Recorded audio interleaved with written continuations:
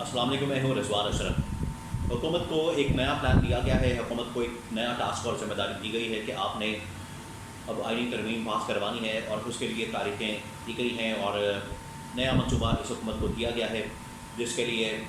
مولانا فضل الرحمان کو بھی کنونس کرنے کی کوشش کی جا رہی ہے۔ ایک نیا بیانیہ بھی مارکیٹ کے اندر پھینکا گیا ہے۔ مولانا فضل الرحمان اس مرتبہ حکومت کا ساتھ دیں گے یا نہیں دیں گے؟ کیا اس مرتبہ یہ آئینی ترمیم پاس کر سکیں گے یا نہیں کر سکیں گے؟ اگر پاس ہوتی ہے تو پھر کیا ہوگا، اگر پاس نہیں ہوتی تو پھر کیا ہوگا؟ ان تمام معاملات کے اوپر بڑی اہم ترین انفارمیشن میرے پاس موجود ہے، وہ میں آپ کے ساتھ شیئر کرتا ہوں۔ دیکھیں، اب اکتوبر کے مہینے میں اس حکومت کو ذمہ داری دی گئی ہے، ٹاسک دیا گیا ہے کہ 1 اکتوبر سے لے کر 10 سے 12 اکتوبر تک یہ 10-12 دن کا ٹائم آپ کے پاس ہے۔ 10-12 دن کا ٹائم فریم، 10-12 دن کی ڈیڈ لائن آپ کے پاس ہے، اور میکسیمم آپ نے 10 سے 12 تاریخ تک اس آئینی ترمیم کو پاس کروا کے سارے معاملات کو ہینڈل کرنا ہے، اور اس کے بعد پھر اور بڑے معاملات آ جانے ہیں۔ اس وجہ سے یہ ٹائم فریم دے دیا گیا ہے۔ اب یہ ٹائم فریم کیوں دیا گیا، اس کے بعد کون سے ایسے معاملات آنے ہیں، وہ میں آپ کو بتاتا ہوں۔ 13-14 سے اور 15-16 یہ جو اگلے 3-4 دن ہیں، 13 اکتوبر سے لے کر 16 اکتوبر تک، ان دنوں میں پاکستان کے اندر OIC کانفرنس، یہ جو شنگھائی تعاون تنظیم SCO کانفرنس جو ہے وہ ہونے جا رہی ہے۔ OIC نہیں، SCO شنگھائی تعاون تنظیم کی جو کانفرنس ہے وہ پاکستان کے اندر اسلام آباد کے اندر ہونے جا رہی ہے، اور SCO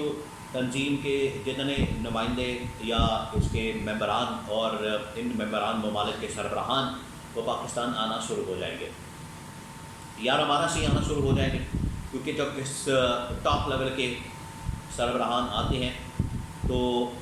ان کا جو سیکورٹی کا عملہ ہوتا ہے وہ پاکستان پہلے پہنچ جاتا ہے، 1-2 دن پہلے وہ آنا شروع ہو جاتا ہے۔ اسلام آباد کے اندر مکمل سیکورٹی بڑھا دی جائے گی، الرٹ پہ کر دیا جائے گا۔ اس وجہ سے اسلام آباد کے اندر جو ہلچل ہے، اسلام آباد کے اندر جو آنا جانا ہے وہ بڑا کم ہو جانا ہے، کیونکہ اس کے بعد SCO سمٹ ہونا ہے، 2 دن اس کے اندر لگنے ہیں، اور 2 دن پہلے سے اس کی تیاریاں، انتظامات، سارا کچھ شروع ہو جاتا ہے، جس کی وجہ سے اس حکومت کو یہ ٹاسک اور ذمہ داری دی گئی ہے کہ آپ کے پاس 10 دن کا ٹائم ہے، 1 اکتوبر سے لے کر 10 سے 12 اکتوبر تک، 11 اکتوبر تک آپ کے پاس ٹائم ہے کہ اسی ٹائم فریم کے اندر، اسی ٹائم کے اندر، انہی دنوں کے اندر آپ نے آئینی ترمیم کو پاس کرنا ہے۔ اب آئینی ترمیم پاس ہوگی یا نہیں، اس کے بعد منظرنامہ کیا ہوگا، لیکن آئینی ترمیم کے لیے، پاس کروانے کے لیے اب یہ کیا کر رہے ہیں یہ میں آپ کو بتاتا ہوں۔ اس کے بارے میں بھی بڑی اہم ترین انفارمیشن ہے۔ سب سے پہلے آپ کو بتائیں کہ ٹاسک اور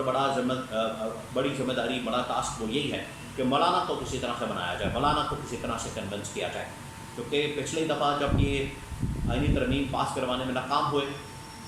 ان کے پاس جو پلان A پلان B تھا، پلان B کے اندر مولانا شامل تھے۔ پلان A کے اندر یہ تھا کہ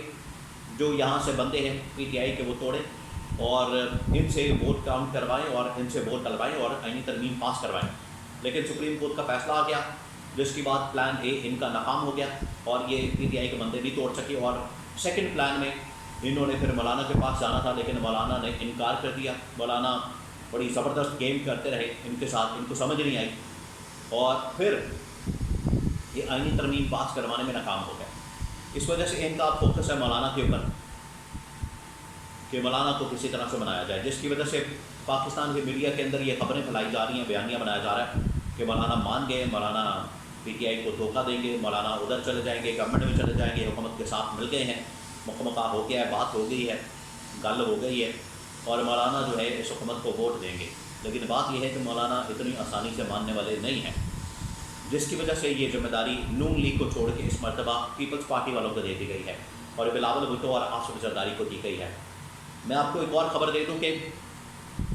مولانا کو جب لاسٹ ٹائم منانے کی کوشش کی گئی تو آصف زرداری کو میدان میں اتارا گیا۔ اب آصف زرداری اور مولانا فضل الرحمان، ان کا ایک پرانا تعلق تو ضرور ہے، آپس میں ایک تعلق رہتا ہے، لیکن جو آصف علی زرداری کے بارے میں کہا جاتا ہے کہ وہ سیاست کا بڑا کنگ ہے، بادشاہ ہے، یا مقامت کا بادشاہ ہے، اور پتہ نہیں کس چیز کا بادشاہ ہے، اس کی بادشاہی تو بڑھ گئی کہ مولانا جیسے آدمی کو 8 سیٹوں کے لیے کنونس نہیں کر سکے حکومت میں ہونے کے باوجود، صدر ہونے کے باوجود، اور مولانا کو انہوں نے کھانے پر بلایا تھا ایوان صدر میں، پریزیڈنٹ ہاؤس میں،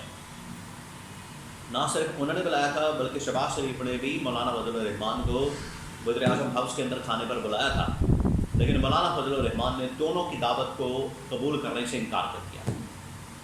دونوں کی دعوت پر نہیں گئے، نہ آصف زرداری کی دعوت پر ایوان صدر کے اندر گئے، نہ شہباز شریف کی دعوت کے اوپر وزیر اعظم ہاؤس گئے، بلکہ پی ٹی آئی کی دعوت ان لوگوں نے قبول کر لی،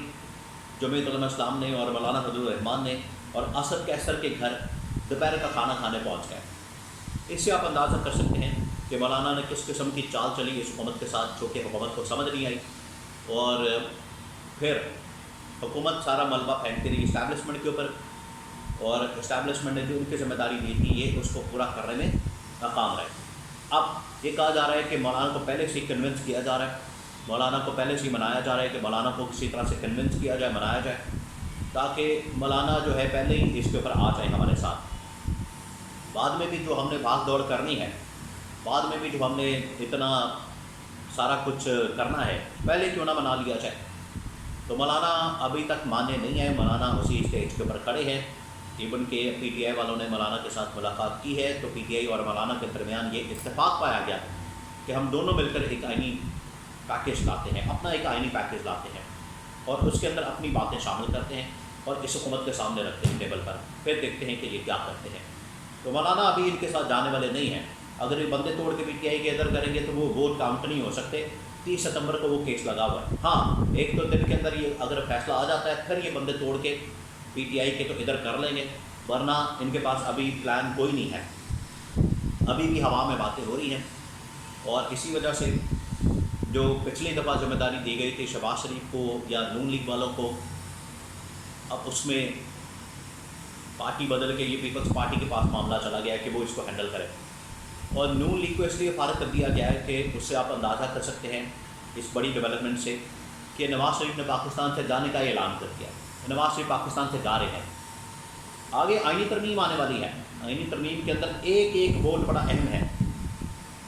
اور نواز شریف اس وقت سٹنگ ایم این اے ہے،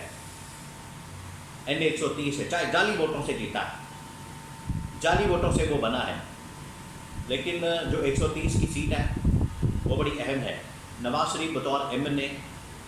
ووٹ دے سکتا ہے، اس وجہ سے اس موقع کے اوپر نواز شریف کی جانب سے یہ خبر چلانا کہ میں پاکستان سے جا رہا ہوں، یہ اس بات کا اعلان ہے